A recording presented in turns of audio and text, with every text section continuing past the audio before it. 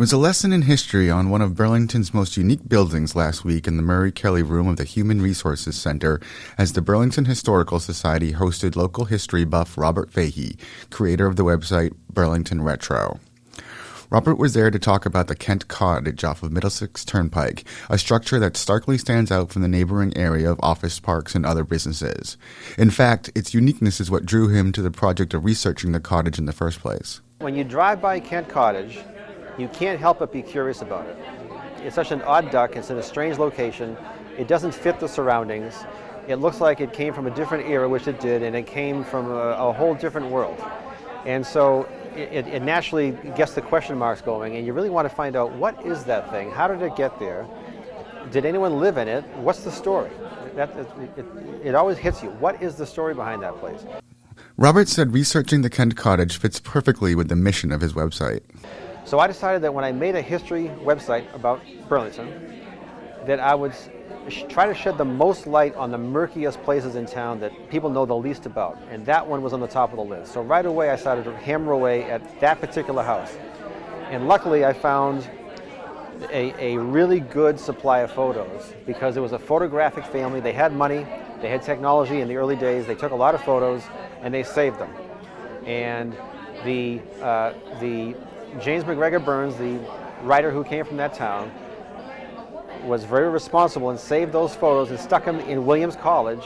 And two librarians there, who I'm sure weren't getting paid anything, went through the effort of digging those out and sending me those images.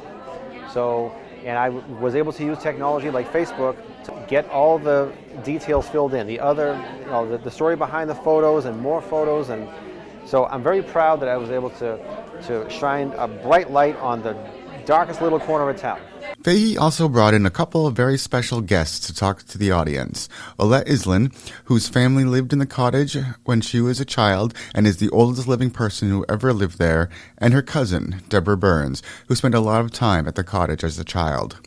Olette said it was great to see all the old photos and relive old memories. I was really surprised, and I was really I was interested, I was curious, and I was really delighted to see all those photos and to know that somebody cared about the house.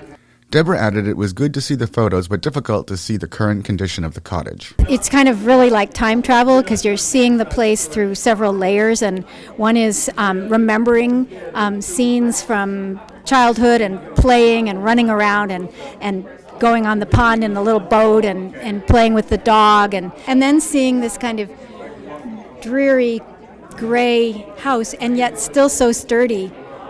Finally, last May, town meeting approved a change to the PDD of the Northwest Park, where Kent Cottage is located, to allow a condo project at the site of the historic building as a way of preserving it while also making a profit.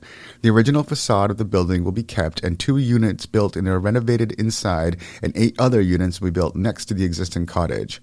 I asked Robert his thoughts on the plan. I think it's the best possible scenario because it has to make business sense for it to happen. If it doesn't make business sense, it doesn't matter how altruistic it is or how pie in the sky, it won't happen.